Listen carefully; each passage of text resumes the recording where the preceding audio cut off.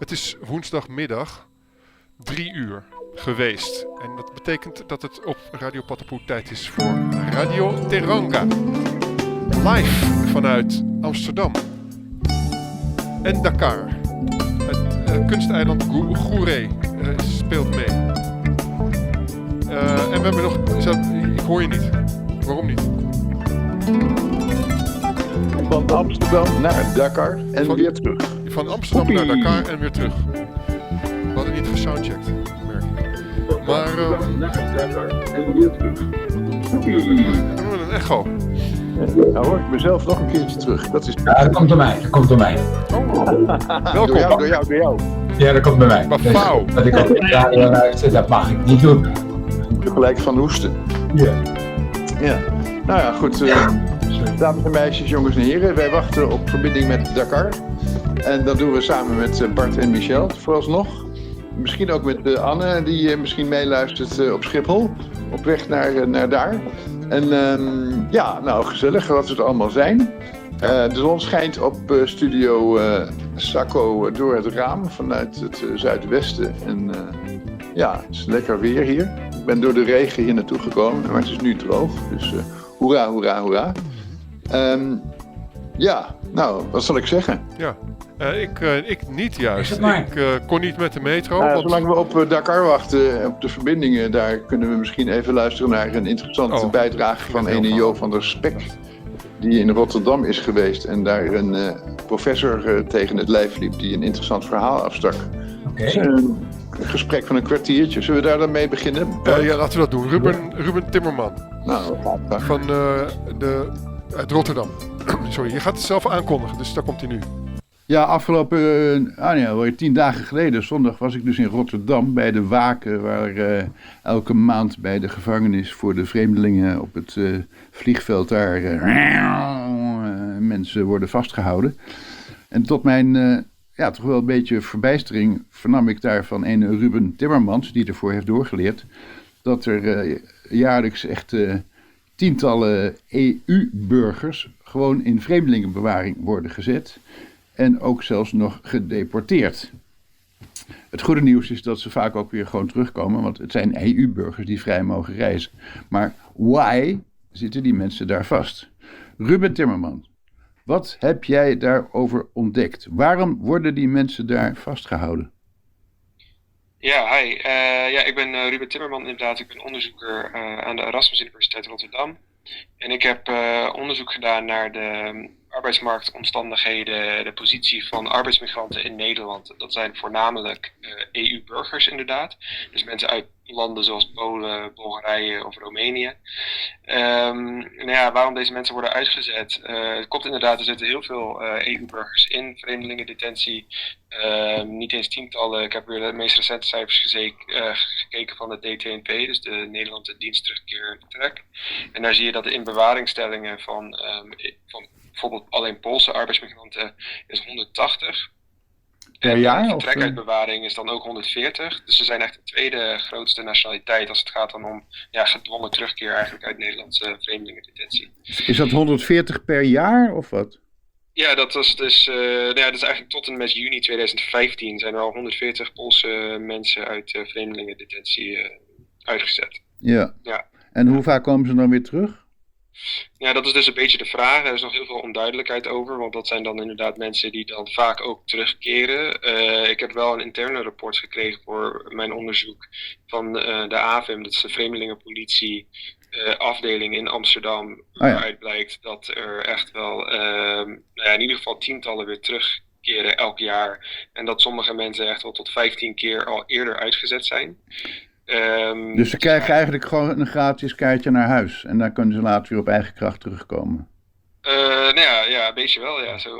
Oké. Maar hoe lang zitten ze dan gevangen? Ja, dat is heel erg afhankelijk. Ze gaan, volgens mij, dat weet ik dus ook niet helemaal. Dus eigenlijk, dus daar heb ik niet heel veel zicht op. Maar ik denk niet heel lang. Dat gaat best snel. Er zijn gewoon goede afspraken gemaakt in principe met de Poolse autoriteiten. En het is niet zoals bijvoorbeeld bij Algerije en landen zoals Marokko, waar mensen echt heel erg lang vastzitten. Okay. Volgens mij is dat bij deze doelgroep dat niet het geval. Ik denk dat mensen best wel snel weer uitgezet worden. Dus het is allemaal niet ja. zo erg als ik dacht eigenlijk. Wat zeg je? Het is allemaal niet zo erg als ik dacht eigenlijk. Nee, ik vind het toch best wel erg, vooral omdat het ook een best wel kwetsbare groep is. Hè? Dus je vroeg eigenlijk van hoe komen deze mensen dan in vreemdelingendetentie. En ja, dit heeft echt wat te maken met ook de omstandigheden op de Nederlandse arbeidsmarkt. Het zijn dan vooral mensen die aan de onderkant van de arbeidsmarkt werken. Mijn grotere onderzoek, het gaat vooral om de positie, de omstandigheden en vooral misstanden op de werkvloer zelf. Ik moet even onze luisteraars vertellen, want jij bent dus 2 jaar ondergronds gewoon in de slachthuizen en in de distributiecentra en in de bouwplaatsen geweest om te kijken wat er gebeurt, hè? Ja, klopt. Ik heb een jaar lang fulltime gewerkt, over een periode van 2 jaar, maar een jaar lang heb ik fulltime gewerkt in 3 sectoren. Ook in de slachthuis? Nee, wel in de agrovoedingssector, niet in de slachthuizen, maar wel in de bouw, de agrovoedingssector. Dus waar er dan al groente en fruit gesorteerd worden aan de productielijn. Ja. En inderdaad in de logistiek, dus een grote distributiecentra's. Dus daar heb ik dan inderdaad een jaar lang fulltime gewerkt om een beetje een beeld te krijgen van de realiteit van deze mensen op de werkvloer, ja. En heb je daar vrienden gemaakt? Jazeker, ja. Ik heb heel veel mensen daar ontmoet natuurlijk en ook mensen met wie ik nog steeds contact heb. Maar ja, dat zijn wel mensen die dan met heel veel economische onzekerheid hier in Nederland wonen. Ze hebben in hun werk hebben ze heel veel onzekerheid. Dus mensen die komen hier dan eigenlijk naar Nederland vaak via een uitzendbureau. En bij die uitzendbureau is dan hun werk ook verbonden, arbeidscontract ook verbonden aan bijvoorbeeld huisvesting. Dus ze zijn ook heel erg afhankelijk van de uitzendbureaus. Dus als ze hun baan kwijtraken, dan zijn ze ook vaak een huisvesting kwijt. En zo belanden ook heel veel arbeidsmigranten in Nederland op straat. Ja, nee, kijk, dit verhaal is eigenlijk wel bekend, denk ik, bij veel mensen. Want we hebben Roemer gehad en wij zien af en toe wat er gebeurt, weet je wel. Maar waar ik nog even naartoe wil is, want dat is een hele interessante conclusie. Je hebt ook eigenlijk onderzoek gedaan naar de hulpverleners, hè? De NGO's, die de Leger des Heils en de Stils en de weet ik veel, de ROS in Rotterdam, waar ze die mensen opvangen en waar eigenlijk in plaats van vluchtelingen of illegaal verklaarden er steeds meer arbeidsmigranten aankloppen voor een hap eten of een chill, weet je wel. Dus dat vind ik dan interessant, omdat jij ook constateert of observeert dat dit soort instellingen eigenlijk worden medeplichtig gemaakt of mede verantwoordelijk worden gemaakt voor het beleid wat inclusief detentie en deportatie is. Leg dat eens uit. Ja, het is best wel ingewikkeld, hè? Want het klopt inderdaad dat veel organisaties op lokaal niveau hier, die krijgen steeds meer te maken met EU-arbeidsmigranten die dan op straat terechtkomen. Hè? Want die worden dan dakloos. 3 op de 5 mensen die vandaag in Nederland op straat wonen is arbeidsmigrant. Dat wordt geschat door verschillende organisaties. Die kloppen dan inderdaad bij organisaties zoals Stichting Ontmoeting, Leger des Heils, Stichting Barca. Wereldhuis, hier. En dus zij komen daar dan voor hulp en voor opvang en toegang tot allerlei voorzieningen enzovoort. Maar ja, ze hebben vaak niet dezelfde toegang als gewoon de Nederlandse burgers. Hè? Dus ze hebben bijvoorbeeld geen toegang vaak tot noodopvang. En dus eigenlijk heeft de gemeentes en andere organisaties die proberen dan deze mensen te helpen. En één manier om deze mensen te helpen is om mee te helpen met terugkeer naar de arbeidsmarkt. Hè? Dus zodat ze weer werk kunnen vinden. Maar voor degene waar ze dat of terug naar het land van herkomst. En daar zie je bijvoorbeeld organisaties zoals Stichting Barca, die helpen dan ook arbeidsmigranten eigenlijk een beetje, en andere organisaties ook een beetje te overtuigen van, is het niet beter om gewoon terug te gaan naar het land van herkomst en daar weer een leven op te bouwen, want het lukt hier niet in Nederland. Als ze daar niet in slagen, dan komen die mensen inderdaad, als ze vaker in contact komen met de politie, uiteindelijk komen ze in vreemdelingendetentie terecht. Hè, want dan kunnen ze de verblijfsrecht van EU-burgers kan op dat moment ingetrokken worden. Als ze bijvoorbeeld voor te veel overlast veroorzaken. En dus je ziet inderdaad dat organisaties er steeds meer een actievere rol in spelen om arbeidsmigranten te helpen met terugkeer naar het land van herkomst of terugkeer naar werk. En dan als dat niet lukt, dan komen ze uiteindelijk inderdaad in vreemdelingendetentie terecht. Dus het is een hele complexe situatie eigenlijk, want dat zijn natuurlijk arbeidsmigranten die hier echt wel in de problemen komen hier in Nederland. Maar ja, zo zie je ook dat de organisaties die zijn daar wel ook bij betrokken bij dat terugkeerbeleid. Ja. En vinden ze dat zelf ook, dat ze daarmee eigenlijk het voorportaal van de hel zijn? Dat de organisaties, ik denk dat sommige organisaties hebben daar misschien wel wat moeite mee. Maar ik bijvoorbeeld wel organisaties gesproken die zeggen van hun primaire taak nu eigenlijk is om arbeidsmigranten te proberen overtuigen om terug te keren naar land van herkomst. Dat is natuurlijk heel gek. Ja, maar wat is vrijwillig, hè? Ja, wat is vrijwillig? Ja, precies. Dus dat is ook een punt wat ik maak in mijn onderzoek. Ja, en daarmee lopen ze dus ook het risico dat ze het vertrouwen verliezen van deze community. En dat ze daarmee nog verder in de shit raken. En dan gebeuren er dus hele gekke dingen. Want als je mensen terroriseert, dan worden ze terrorist. In potentie. Ja, wat ik eigenlijk vooral de risico vind, is dat we zijn natuurlijk ook heel erg afhankelijk van deze organisaties. En ook vooral de vertrouwensrelatie die deze organisaties hebben opgebouwd met migrantische gemeenschappen. Dat is heel belangrijk ook dat migranten en ook arbeidsmigranten deze organisaties blijven opzoeken voor hulpverlening en voor informatie en alles. Maar ja, het is inderdaad de vraag van tot in hoeverre is dat vrijwillig? Hè? Want je wordt wel door de omstandigheden, ook de economische positie en de kwetsbare positie waar ze in zitten, worden ze ook wel een beetje afgedwongen om dat inderdaad mee te werken aan terugkeer. Ze krijgen er ook voor betaald door de overheid? Niet de arbeidsmigranten, maar de organisaties. Ja, de overheidsfonds is daarvoor vrijgesteld. Ja. Hoeveel? Weet je hoeveel? Dat weet ik niet nu uit mijn hoofd.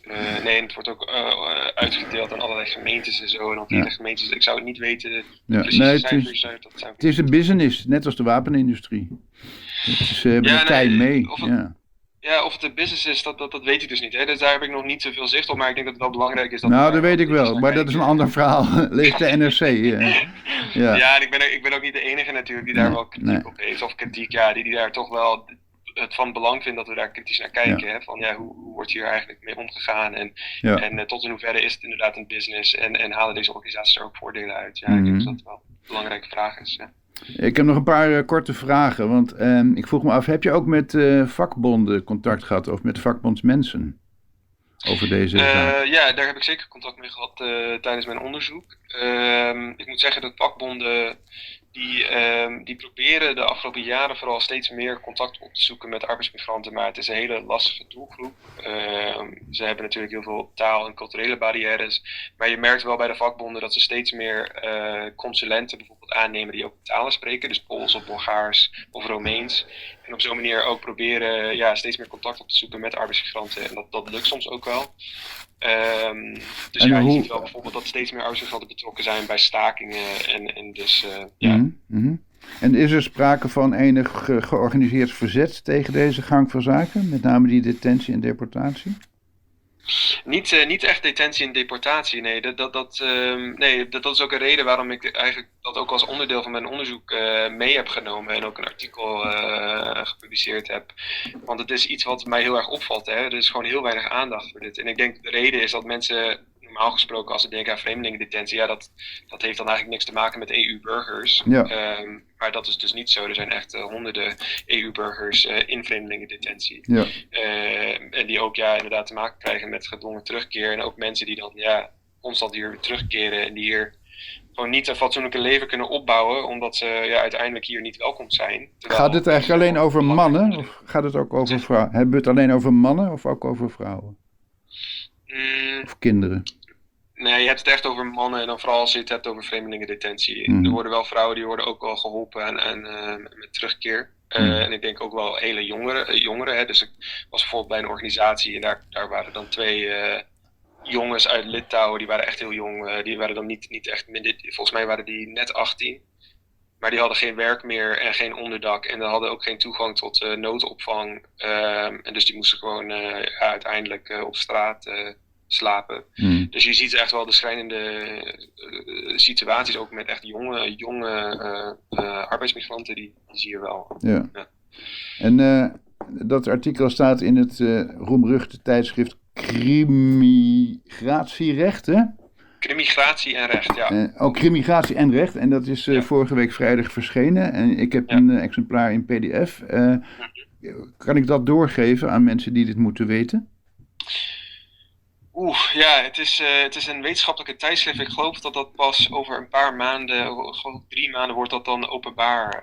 Dus dan komt het ook, ik denk dat het nu nog nog voor een paar maanden onder embargo staat. Oh ja. Nou, dan zal ik het heel vertrouwelijk aan mensen die het moeten weten misschien... Ja, dat kan wel, zeker. Zonder het jou te vertellen, zal ik dat dan doorgeven. Ja, dan mag ik officieel dat niet. Ja. Nee.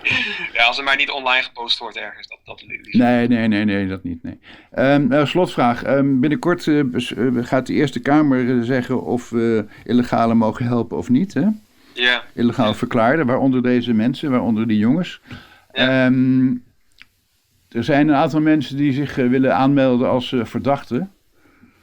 En er zijn er nu een kleine 50, denk ik. Sluit je je daarbij aan?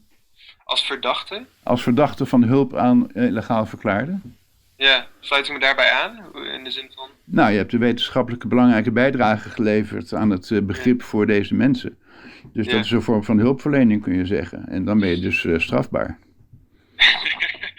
Ja, misschien. Ik sluit me daar zeker bij aan. Ja, ik bedoel, volgens mij is het puur symboolpolitiek. En ik ben benieuwd hoe dat uitpakt. Maar ik sta zeker in solidariteit met alle organisaties die ongedocumenteerde wil helpen. Oké, nou dan zien we elkaar op Dolle Dinsdag. Joepie!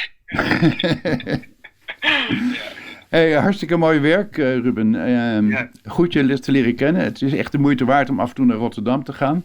Als je nog eens in Amsterdam komt, 26 oktober is een goede datum. Een zondag, dan herdenken we de Schipholbrand met z'n allen. Ja, ik zag het. Ik staat in mijn agenda. Dus ja. En gisteren was de demonstratie in Rotterdam, hè?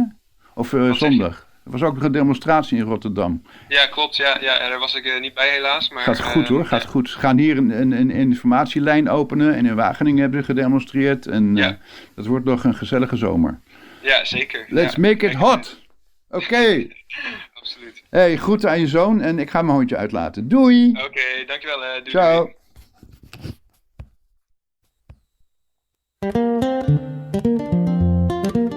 Ja, hoe zou dat zijn afgelopen met dat hondje? Nee, dat was Jo in gesprek met Timmermans.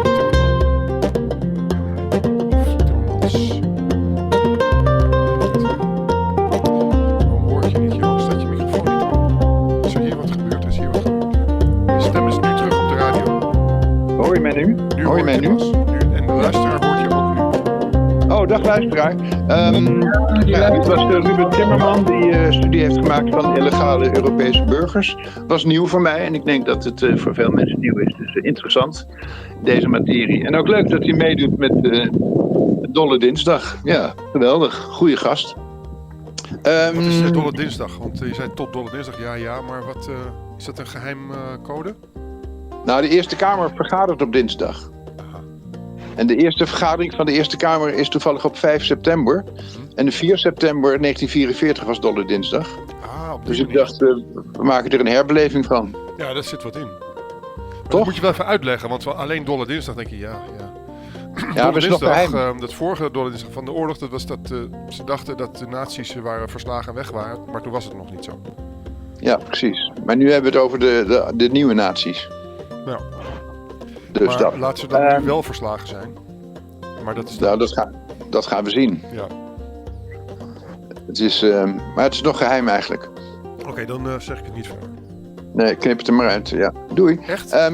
Ik geloof dat we een luisteraar hebben die de microfoon uit heeft staan. Ik ga het even in het Frans proberen. Hallo Dakar, bonjour. Hallo, bonjour. Hey, Mustafa. Bonjour. Yeah, you can hear me? Yeah, I can hear you loud and clear. How are you? Yeah, I'm fine. Thank you. Are you at home? I'm at home, yeah. Okay, sounds good. How is everything? Everything good. Nice to come back at the program Radio Teranga. Okay. I have to say hello to Kine because she had a birthday. Wow. Okay. Do you see her? Yeah, I will tell her to join the program. Okay, we can sing together. All right. Yes, nice. Nice. Okay, but there's somebody else. Il y a quelqu'un d'autre. Qui est ça? Ah, Dédicacer. Dédicacer, bonjour. Dédicacer. Je vois une email adresse, mais le personnage n'a pas ouvert son microphone. Le microphone se trouve en bas de l'écran, à gauche. Of ben ik het zelf? Nee, dat kan niet. Nou, c'est un miracle. Ah, ok. Moustapha, dis-moi. Ouais. Tu es le seul de Dakar dans la émission. C'est un peu déceptionnant. Allô, allô, qui est là? Allô, oui, moi aussi je suis là. Alioune. Alioune, ah, bonjour. Oui, je suis là depuis longtemps. Je vous ai écouté parler un peu votre langue là. J'ai rien compris.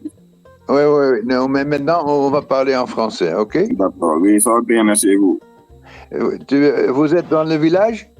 Non, je ne suis pas au village, je suis à la maison actuellement. Ok, tranquille. Ok, passez le bonjour à tout le monde. Hein. Merci bien, Jërëjëf.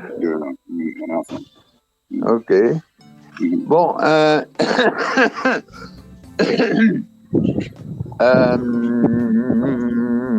en entendant Kiné, je peux te introduire un peu sur la situation actuelle de notre projet.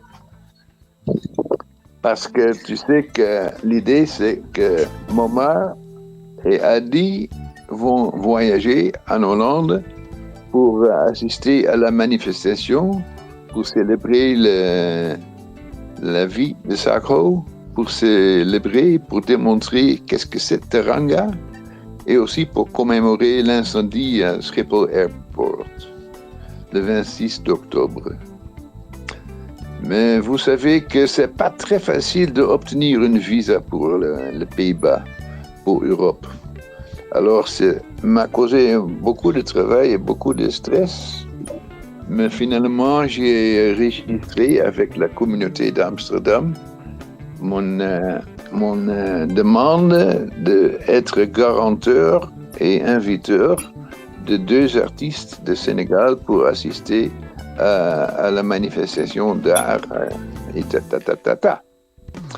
Et dans quelques jours, je vais recevoir un papier qui doit nous permettre d'aller à l'ambassade de Dakar pour donner tous les documents, l'invitation, le billet d'avion, l'assurance et les documents de Momar et les documents de et après une avis de l'ambassadeur de Hollande à Dakar. Elle va envoyer notre demande de retour en Hollande à le service d'immigration qui s'appelle le IND. Et c'est le IND qui va décider s'ils vont donner le visa. Et ça va durer encore 6 semaines. Alors, ce sera tout à l'heure pour arriver à temps en Amsterdam si on obtient le visa. Mais ce n'est pas tout à fait sûr parce que l'IND, c'est contre immigration tout de suite. Mais on va voir. Si ça ne va pas marcher, nous allons développer 2 alternatives. Le premier alternative, c'est de faire tout plus tard, peut-être dans une demi-année, avec une nouvelle procédure pour arriver ici. Mais en même temps, on développe aussi un plan pour faire la construction du Baobab ensemble entre Amsterdam et Dakar, en installant une connexion avec audio et vidéo, peut-être dans l'atelier de Momar ou peut-être dans le village, pour que vous pouvez tous assister et communiquer avec les artistes et les constructeurs ici pour ensemble faire un Baobab. Parce qu'il doit être présenté dans la manifestation. Tu comprends? Tu comprends ce que je t'explique? Oui, on comprend bien. Ok. Moi, je le comprends bien. Ok. Je voudrais savoir quelle dimension de baobab vous allez construire, vous allez faire. C'est le baobab qui va être construit en Amsterdam de fer, de métal utilisé, de recyclage, pour créer un monument pour Teranga, pour Sako et pour tous. Oui. Un monument, quoi. Oui. Alioune, excusez-moi. Ta téléphone, c'est pas très bien la connexion. Tu peux parler un peu plus fort, un peu plus proche du microphone? Non. Ok, d'accord. Là, ça marche? Ça va marcher mieux peut-être, oui. Ok, d'accord. Okay. Donc, je dis, la dimension du baobab là, de combien de mètres? C'est quelque chose de grandiose ou bien quelque chose de petit ou bien en grand, quoi? Oui, ce sera une 5 mètres. 5 mètres de haut. Oui, d'accord. Oui, ça doit être plus qu'un homme. Parce que les hommes et les enfants doivent se cacher sous l'arbre. Alors, ça doit être un peu plus grand que 2 mètres. Oui.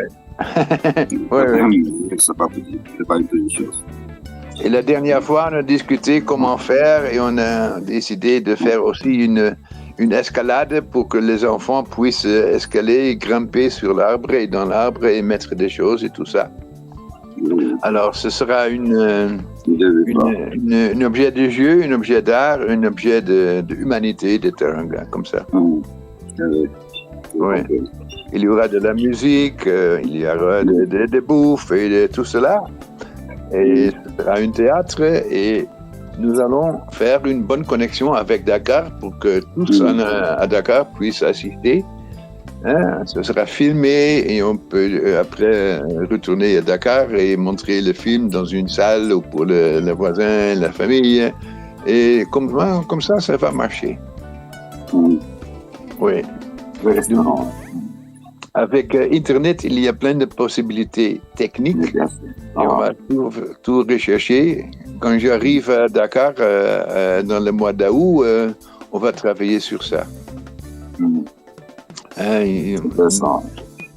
Il faut trouver des jeunes qui savent un peu d'Internet et de computer, qui sont enthousiasmés par le projet, peut-être artistes qui connaissent un peu les techniques et on va entraîner, on va essayer, on va expérimenter.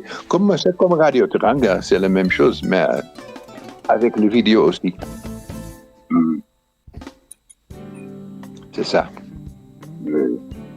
Oui. Non, donc c'est un projet là pour les gens qui font de la sculpture, quoi. Encore? C'est pour les gens qui font de la sculpture. Comme ça doit être en bronze, il se passe des trucs comme ça, des matériaux récupérables. Oui, je m'occupe de ça. Voilà, c'est bien.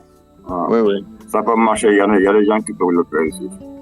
Oui, il y en a, mais il faut le reconnaître, il faut le connaître, il faut parler, il faut converser. Alors, peut-être on peut préparer déjà un peu avant que j'arrive, mais c'est un petit changement du tout le projet, mais c'était toujours l'idée de faire la connexion par Internet. Moi, je promets rien, mais si je connais quelqu'un, mais je ne sais pas s'il est pris. Mais je ne promets rien, hein, mais si je trouve quelqu'un qui est capable de faire ce genre de truc-là, moi, je vais me mettre en relation. Oui, c'est très bien, Je vais me mettre en relation comme ça, vous allez discuter un peu quoi. Oui. Et je ne promets rien, quoi. J'essaie de voir un peu à gauche à droite. Donc, c'est pas évident, quoi. C'est pas pour aujourd'hui, pas pour plus tard. Mais si je trouve un jour, je vous rester. Oui. Il faut toujours cultiver le réseau de connexions et des amis et de capacités ensemble. Bon modo, n'est-ce pas? Je parle que ce n'est pas une seule personne qui doit faire ça, il y aura beaucoup d'artistes. Si cette personne doit faire ça, ça va prendre beaucoup plus de temps aussi, quoi. Donc, si on peut associer d'autres personnes qui sont dans le même métier, c'est plus rapide et puis ça s'améliore, quoi. Oui. C'est mieux, quoi. Il faut essayer d'associer le maximum de personnes. Mais moi, je ne connais rien quand même. Je connais des gens qui le font. Mais moi, je connais rien. Non, mais on va apprendre ensemble. Moi, je sais pas. C'est ça. Je parle très bien très mal le Wolof, il faut apprendre aussi ça. Voilà, on apprend. On a tout que je vais apprendre. Ok. Jusqu'à la mort, on va s'attendre excellemment. C'est ça. Mustapha, tu es là? Oui, je suis là, oui. Ok, tu as trouvé ta sœur? Oui, j'ai trouvé Kiné et j'ai parlé aussi avec maman. Ah oui? Ils ne veulent pas rejoindre l'émission? Et je les ai dit, hein. Mais oui, Okay. Elle vient de se lever et tout ça, elle se prépare, elle va rentrer. Ah ok, plus tard alors. Ok. Ok. Ok. Ouais. Nous sommes en train de faire une collection de musique de Sénégal qui est important pour nous. Et Bart, il a préparé quelques petites chansons. Et c'est envoyé par Kiné. Ah, ok. On peut jouer ça tout à l'heure. Bart, kun jij zo meteen dat nummertje van Kiné opzetten? Die AI-versie van een Cora-dinges. Dat is leuk om even aan te komen. Ja, dat heb ik eigenlijk gedaan. En ik vrees dat je het niet goed kan horen op Jitsi. Ah, probeer het. Ja, ik zet hem gewoon aan en dan... Het jou schelen. Oh, kan me niks schelen, dat is waar ook. Je hebt gelijk. Oké, ici.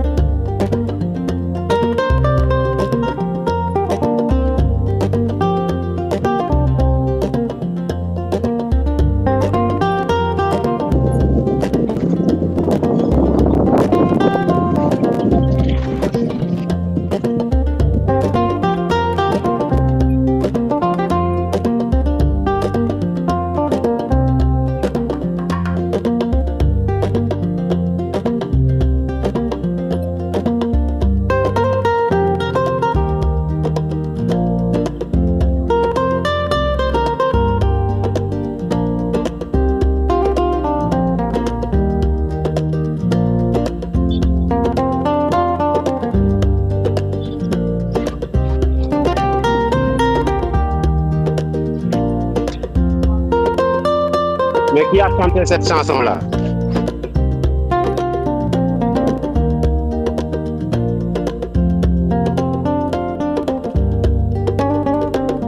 C'est une chanson avec Cora et IA. Ok, c'est instrumental quoi, c'est instrumental. Oui, mais c'est aussi digital parce que c'est le Cora traditionnel. Quelqu'un a transformé avec intelligence artificielle pour le faire un ton plus moderne, je crois. Ok. J'écoute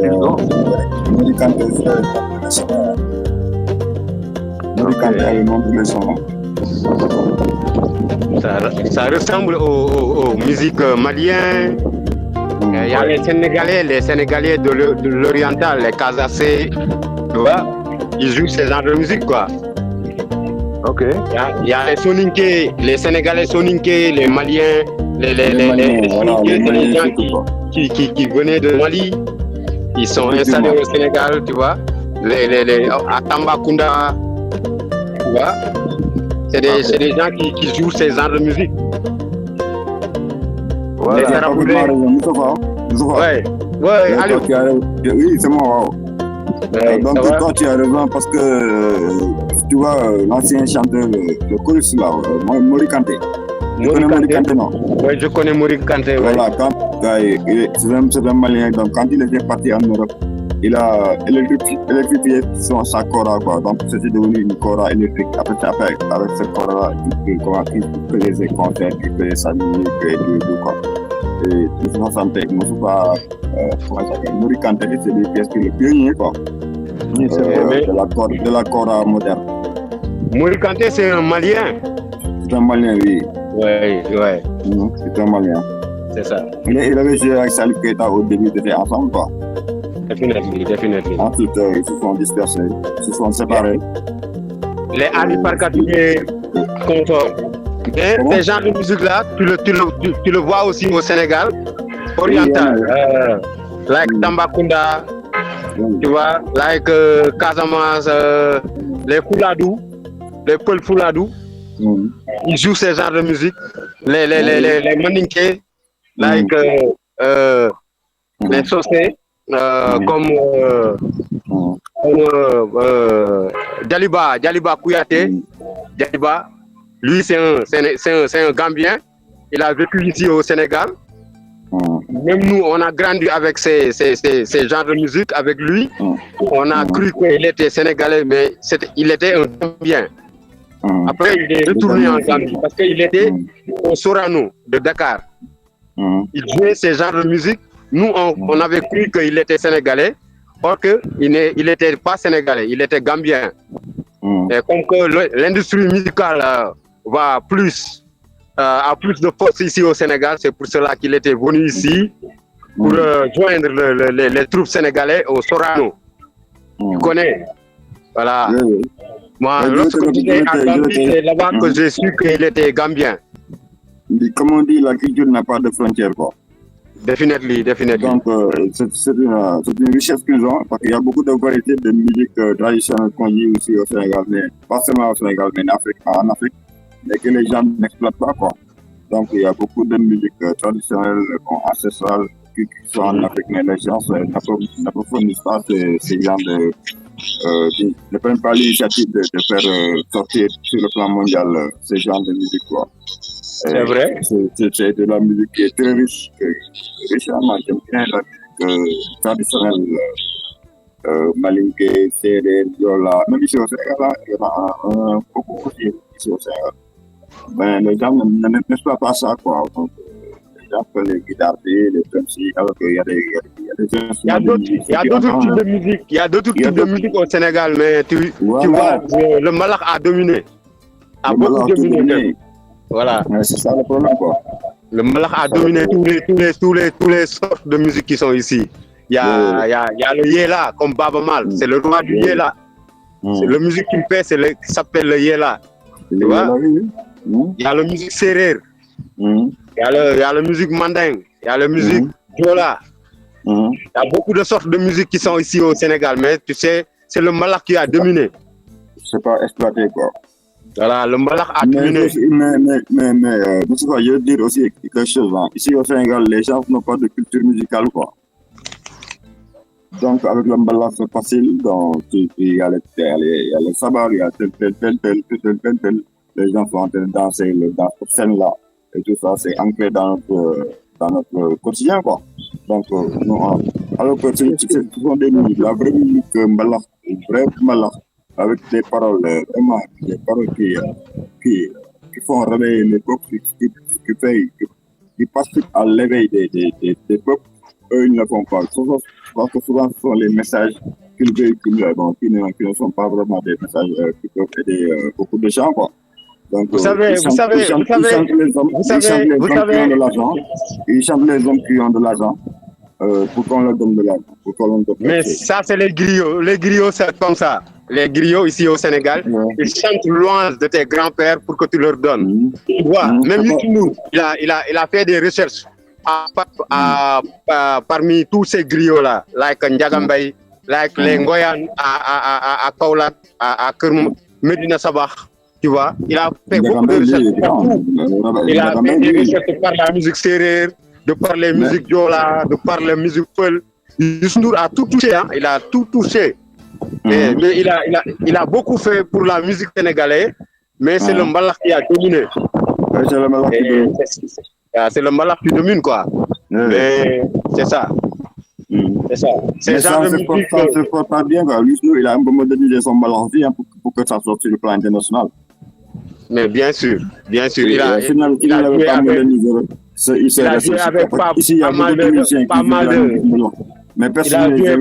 mal d'artistes. Comment? Il a joué avec beaucoup d'artistes européens, quoi. Bien sûr, avec Peter Gabriel, avec Nene Cherry, avec beaucoup de personnes. Il a joué avec beaucoup, il a fait des duos un peu partout, hein, n'importe quel genre de musique. Il a poursuivi son bonhomme de chemin, quoi. Donc lui, c'est ce qu'il fait. Donc, et il fonce pas. Donc, tu vois, le musique acoustique. Tu vois le Cheikh Ndigal Lo, c'est un grand homme. Oui. Il fait de la bonne musique. C'est pour cela Youssou Ndour l'a pris. Ils ont fait des morceaux ensemble, des duos. Et même, il a fait sortir Cheikh Lo pour que les Occidentaux le connaissent, qui est Cheikh Lo. Mais lorsque les Allemands et les Occidentaux ont vu Cheikh Lo, ils ont dit, mais où était ce gars-là? Mais Cheikh Ndigal Lo a des trophées que Youssou Ndour n'a pas eu à travers la musique. Il joue la guitare, il joue le batterie, il joue beaucoup d'instruments, le sabar. Hein? C'est un musicien complet. C'est un musicien complet. Il est bon. Voilà, c'est ça. Il est bon. Voilà. Il y a eu des problèmes avec Youssou Ndour, quoi. Donc, je ne sais pas ce qui s'est passé entre eux deux, mais il y a eu des problèmes. Bon, c'est pas. Je ne veux pas mettre les trop dans ça, mais donc, il y a eu à un moment donné, il ne s'entendait plus, quoi. Donc, il a parlé un peu mal de Youssou Ndour. Mais pour moi, Youssou Ndour, c'est pas seulement sa musique, mais aussi, bon, peut-être. Moi, j'ai longtemps jamais parlé en mal de reine des autres musiciens, quoi. Ça, c'est. Je lui reconnais cela, quoi. Et je n'ai jamais entendu parler d'un musicien, d'un là, ce qu'il devait faire, c'est. Donc, lui, il garde il est tranquille dans sa musique et puis là, quoi. Il n'est pas là à parler du mal de la musique et de ça, je lui reconnais cela, quoi. Donc, en tant qu'artiste aussi, bon, oui. Alioune, vous m'écoutez? Allô? Oui. Okay.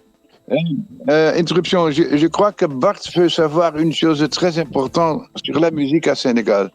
Parce que Bart, il est connaisseur de punk. Vous connaissez punk? Qui ça? Punk. Funk ou bien punk? Punk. Oui, la musique s'appelle punk. Punk rock. Oui. C'est la musique qui s'appelle punk. Oui, c'est punk. Et Bart peut expliquer tout. Peut-être qu'il peut jouer une chanson pour connaître le punk. Parce que je veux savoir s'il y a du punk à Sénégal aussi. Ok, moi je ne connais pas le punk. C'est la première fois que j'entends ce genre de musique punk. C'est comme moi. Je connais le funk qui vient d'Amérique et le pop. Moi, je ne connais pas le punk. Et que ce n'est pas dans la prononciation. Est-ce que vous devez bien prononcer le nom? Une chanson. C'est une chanson contre le roi. No, what's a female queen? What's a queen in French? Doe maar in het Engels. Mustafa vertaalt. A song against the Queen of England by the partisans of England, and it's called Power and Greed, because they're accused of all this power and greed around this royal family. So that's what the song is about. I hope you can hear it. I put it extra loud here, and I hope it all works out. That's punk music. Here it comes. Okay.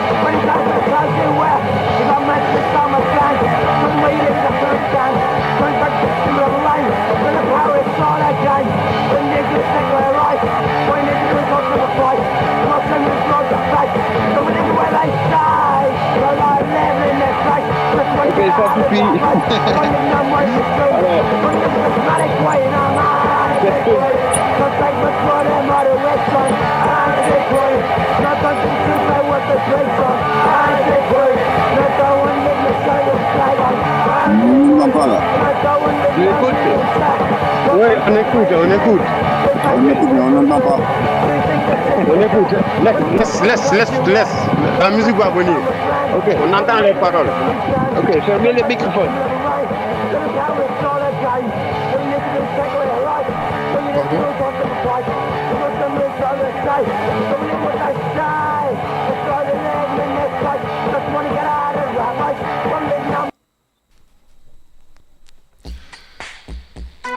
Ok, c'est tout? That's, cool. Ja. Alors, c'est punk. C'est une chanson contre la reine d'Angleterre. C'est une musique, disons, primitive, brutale, violente. C'est un mouvement qui est apparu dans les années 70 à Londres et puis à toute Europe et partout le monde, jusqu'à Brésil et Afrique du Sud. Mais apparemment pas à Sénégal. C'est intéressant. Mais qu'est-ce que c'est pas le punk? C'est la musique, hein? C'est ce que tu viens d'écouter. C'est le style qui s'appelle punk. P-U-N-K. P-U-N-K. Oui. Cherchez ça sur YouTube et tu trouveras beaucoup. Or just the internet.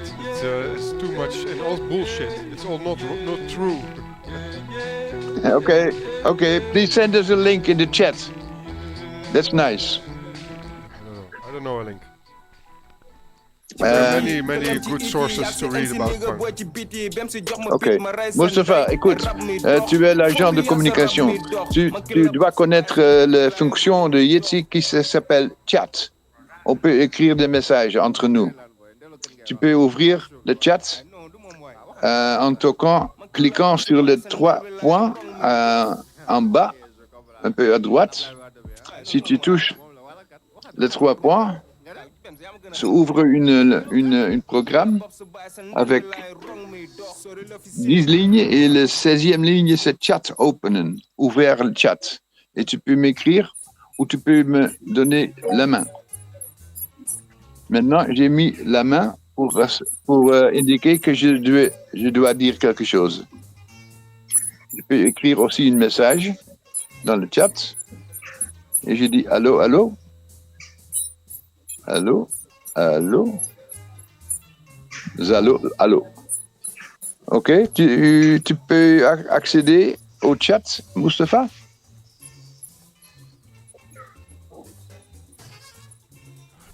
Je t'attends. Moustapha cherche. Il cherche. Ja. Ah, nou j'y weg. Il est parti. Il va rejoindre tout à l'heure. Nou, interessante experimenten dit. Het gaat Dus, goed. maar nu zwijgt iedereen. Ah, Moustapha est toujours là. Ah, il a rejoint. Moustapha, bonjour. Bonjour. Ok. Tu as cliqué sur le bouton tout à gauche, à droite. Ouais. Mais c'est pas ça. À côté, il y a une ligne avec 3 points. Tu vois?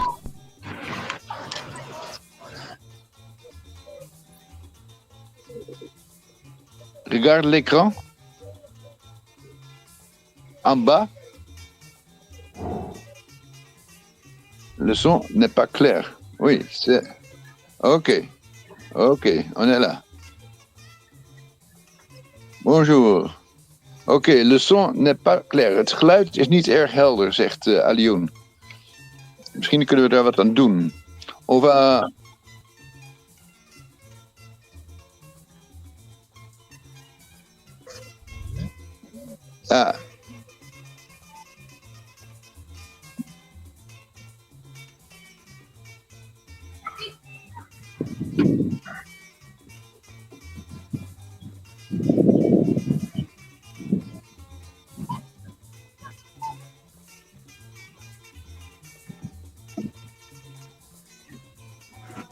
Ok. Can you explain to Alioun qu'est-ce qui s'est passé? Moustapha?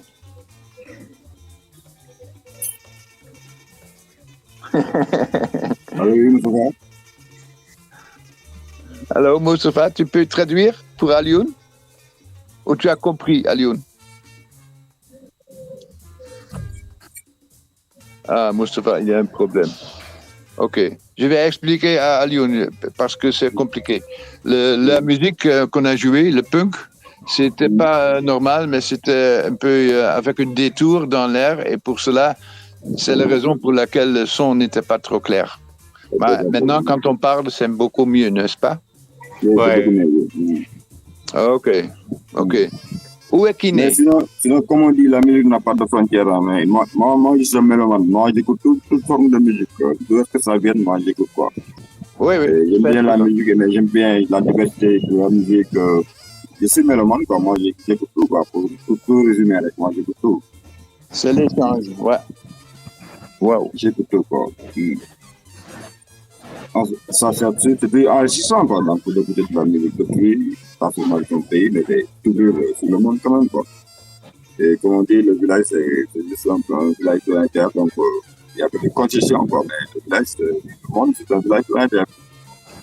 Donc, il y a des concessions, comme dans les villages, il y a des concessions, et les pays, tout ça,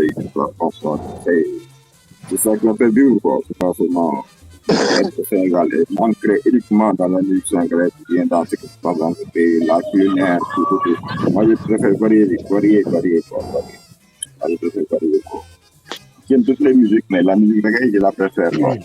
Mais j'écoute du jazz, Ron et tout. Il y a beaucoup de grands musiciens que je connais et je ne vais pas dire leur nom, juste là, ça va prendre tout le temps. Bon, il y a une musique qui me fait vivre. Vraiment, c'est la musique reggae, quoi. Donc, je peux rester à longueur de journée à écouter le reggae, quoi. Mais n'empêche, c'est tout, hein. Ron Carter, ils sont les Clarks, ils sont les Jolan, les Lawrence, les Pink Floyd, les Steeples, Big People, Jim Morrison. Ok, j'aime bien aussi. Etc. Quoi. Donc, ouais. Alioune, moi, je suis vieux comme toi et je connais aussi Van Morrison et Pink Floyd et tout ça. J'aime bien. J'aime bien quand tu joues aussi. Si tu as ton guitare avec toi, tu peux jouer peut-être une chanson qu'on peut écouter ensemble. Là, tellement. Oui. Ok, ça marche. Pourquoi pas? Je vais récupérer mon guitare dans mon ensemble. On va jouer une chanson pour Kiné parce que c'était son anniversaire et il va nous rejoindre prochainement parce que Moustapha, il va le chercher. Hein? Je vais le chercher. Ok. En fait, qu'est-ce qu'on peut chanter pour Kiné? Je ne suis pas un très, très grand musicien. Doucement. Je ne suis pas un très grand musicien, mais je vais me débrouiller quand même. J'ai sorti ma guitare, j'ai une chanson. Ouais, on se débrouille. Oui, pour moduler un peu le truc. Donc, dégueule. Voilà. Donc, attendez.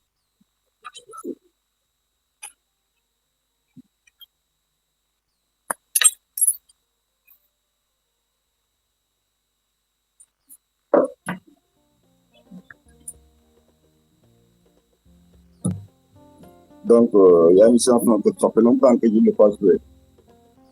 Allô?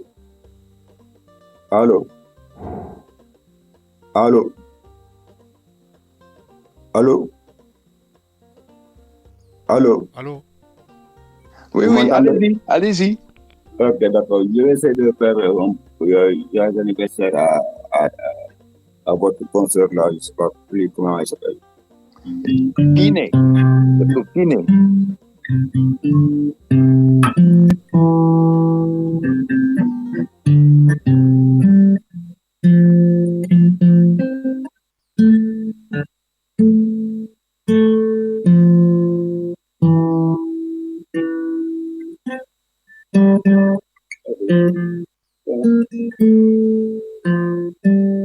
Ça fait longtemps que je n'ai pas dit ça, quoi. Donc, je vais essayer de le faire. Happy birthday to you. Happy birthday. Happy birthday to you. C'est pour que j'allais faire l'anniversaire en passant, quoi. Je le connais. Bon, je n'insiste pas, quoi. Il faut que je retravaille ça pour avoir. À la prochaine. Mais quel genre de musique vous voulez écouter? Bon, j'ai créé quelque chose. J'ai j'ai créé le groupe que vous étiez au village de là. Il y avait Moustapha et il y avait Moussa aussi, le défunt Moussa Ndessa qui était là au paradis. Donc, quand le jour de la décès, bon, moi j'étais assis là-bas. C'est vous-même qui avez filmé, quoi. Donc, j'avais créé une chanson. On avait improvisé avec Moustapha. C'est Moustapha qui chantait. Et vous avez enregistré cela, quoi. Oui, mais il faut attendre Kiné. Ah, il faut attendre Kiné, hein. Où est Kiné? Allez, allez. Hmm. Prends une bagne ou quoi? Une bain. Ou bien, en attendant, je vous mets une chanson de Bob Marley. C'est toujours bon. C'est toujours bien. Allô? Allô? Alors, je peux vous mettre une chanson de Bob Marley en attendant? Oui, bon, bien sûr. D'accord, ok.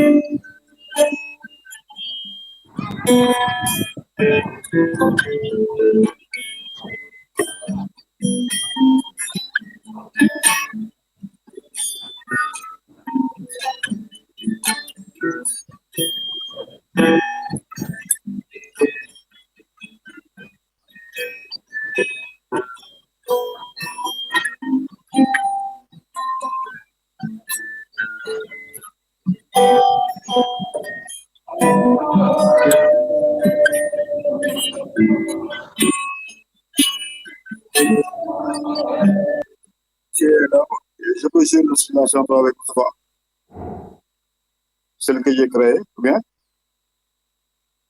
Allô? Allô? I liked it. You like, Si. ok. Ok, Oui. je vais faire la chanson qu'on avait jouée avec Moustapha.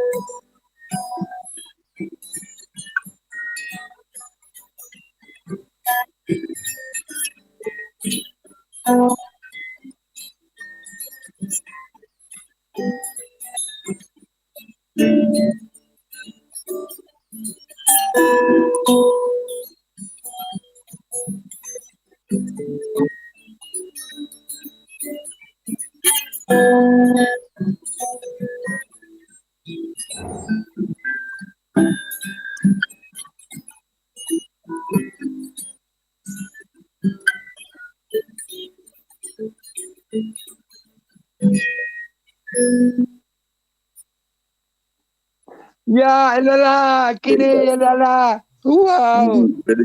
Moustapha, open your mic. Open your mic. Open your mic. Merci. Moustapha. Open the mic. Moustapha. Ok. Aliou. Xaaral ma introduire Kiné. Xaaral ma introduire Kiné tuuti. D'accord. Ok. Ah, ça marche. Ah, waaw. Allô, bonjour à tous. Na nga def? Merci. Félicitations. Merci. Maman, Voilà. Waaw. maa ngi lay nuyu yéen ñi. Nous allons chanter encore une fois, s'il vous plaît. Aliou, guitare. Elle a rajeuni d'une année. Et tout vers le microphone. Allez. C'est vraiment mieux que IA. Happy birthday to you.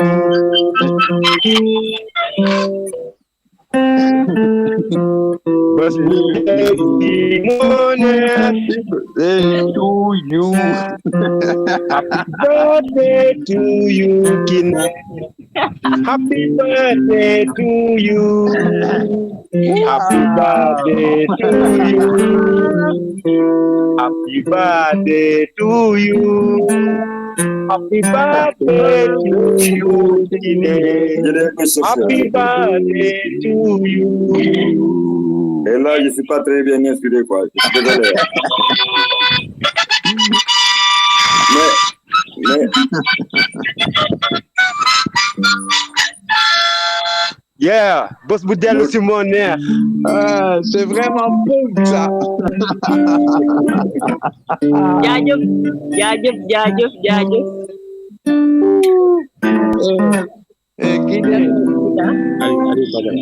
Aliou, merci.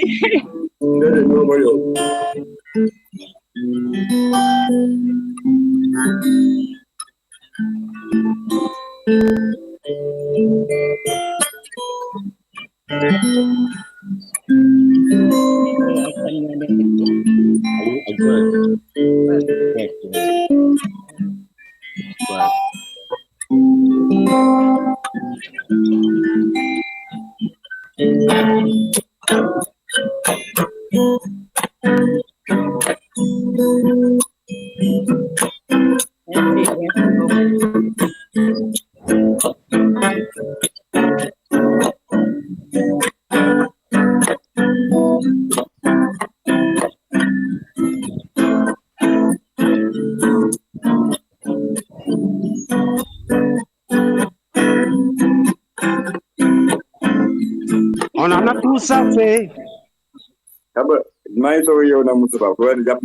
Tout est cool, comme le service cool et comme le temps est cool. À nous les bavardages et vous les caméras. À vous les bavardages, à nous les caméras. À qui ne t'accorde boy de mon kumba. Muy xelu di ragaju buñ ko munti tek mu fa tok di yakader. On en a tous assez autour du lot est cool, comme le service cool, et comme le temps est cool. Look at, comme le temps est cool. À nous les bavardages, et vous les caméras, kenata whole boy, damone kumba. Muy hello, di ragaju, te kun ko munti yobo mu fa tok di yakader. Buñ ko munti tek mu fa tok di yakader. Yo man. Bravo!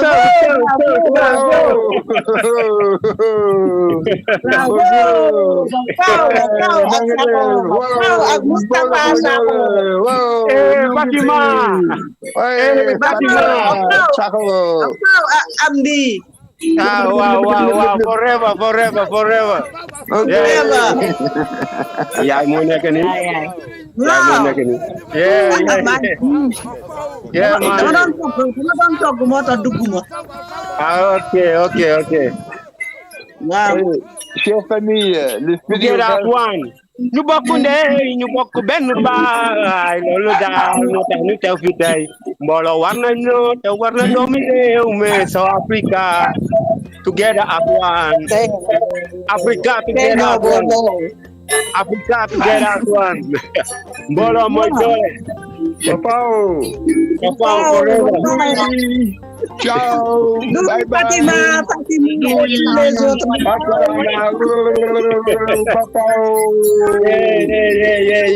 Yeah. Oui, ciao. Au revoir. Merci. À bientôt. À la prochaine. À bientôt. Merci pour cette attention. D'accord. Merci Aliou, merci beaucoup. Et puis, je ne suis pas très bien inspiré, quoi. ah kon boo yow boo yeewoon bu yàgg du baax de. ah non du baax du baax kontaan naa trop dañuy taxale rek bàyyi la ñu topp. ah non neex na trop jërëjëf. bàyyi ñu topp ci ginnaaw Moustapha. Yeah, très joli nice. bàyyi ñu topp ci ginnaaw Moustapha rek. non sàmmkat ci ginnaaw leen féete sàmmkat ci ginnaaw leen féete bàyyi ñu si kanam rek bu ko defee nag yi benn disperté wu Aliou Badara Sadia. yéen daal saa yu pare rek man amul benn problème. non yow la you are good man bro. You're better than me, man. And if you good are you? Yeah, good. Yeah, we are together. Yeah, we are in peace, you know. Yo, but you have to share the best. Everyone, thank you very much for the attention. You're welcome. Yeah, happy to miss Kine a birthday. Yeah, you know, Kine is happy. My pleasure. It's my pleasure, man. It's my pleasure. Yes, we are all happy today. We are all happy. Yeah. Peace and love and harmony. Peace and love and harmony. Yeah, it's true. You're right. Bafao. Yo. You're right. Hey, together as one. Hey. Keep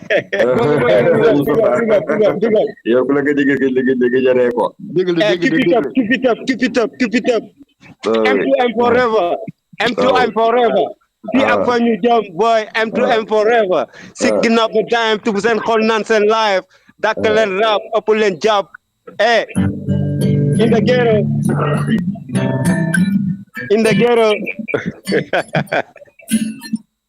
Hey, look at aujourd'hui, j'ai porté le chemise.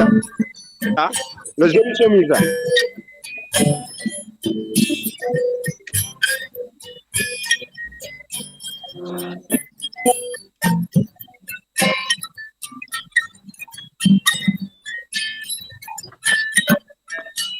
Gal gangi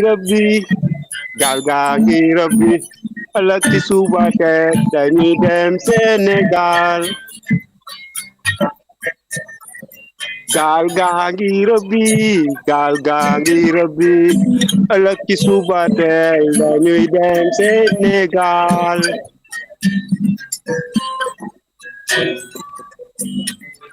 gal gangi rabbi lëkki suba teel dañuy dem Sénégal gangi Sénégal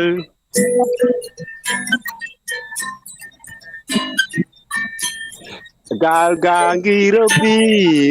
gangi rabbi lëkki suba teel dañuy dem Pays-Bas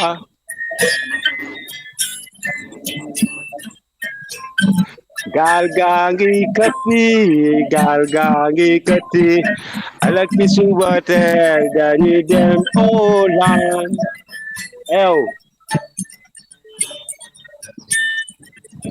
gal gangi rabbi alaki suba teel dañuy dem Gorée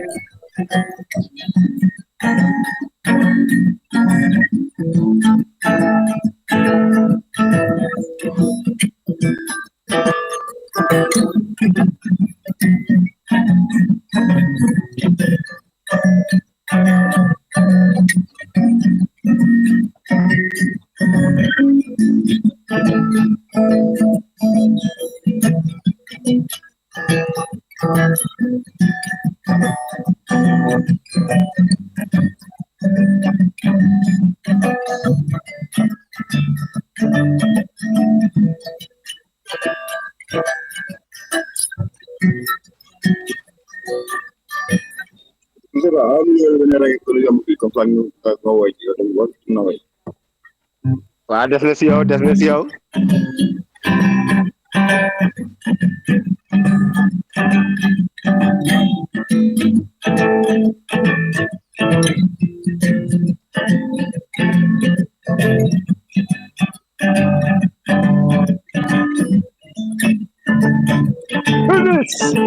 Bamba ji bong la taga sa bang tala sa loxo ñu fay la bong ba yako tayo xuli bo taxta gis ya ndaw la tako tek ban ko yar yow fekk woko Alors que opi atay. Etay ci ndax dalan koy sentu waay ci nit la jekk. Bilan tan xale brot yandak ci ndax. Papa je bang la bong la. Agal sa bang talal sa loxo ñu fay la bong ba. Mama je bang la. Halal sa loxo ñu fay la bong nga ñibbi. Second of a dime, to the holy on life. Mama je bang la.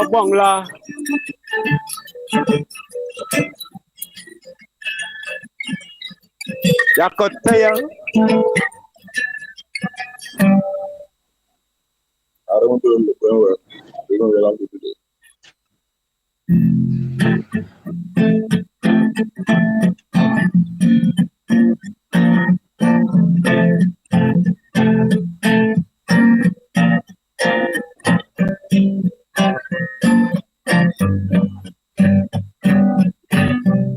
Me I don't trust.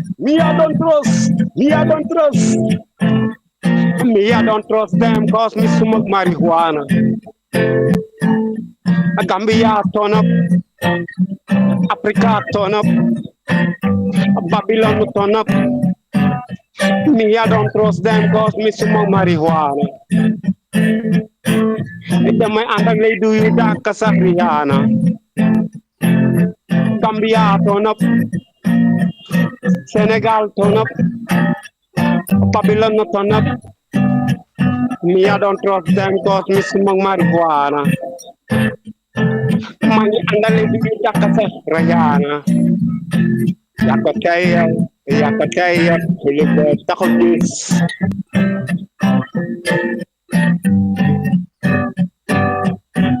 Africa turn up. Senegal turn up. Babylon turn up. Me I don't trust them cause me smoke marijuana. Damay andang lay do you da kasariana. Ni lay demee saafu ne ak am ci Safa the blow to be. We rise again. Africa rise again. We are.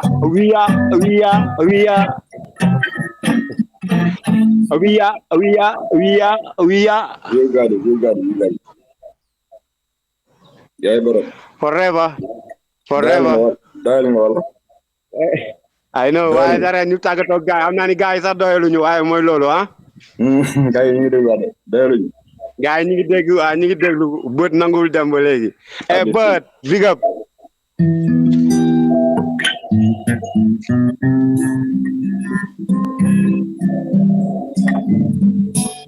C'est l'heure de prière. C'est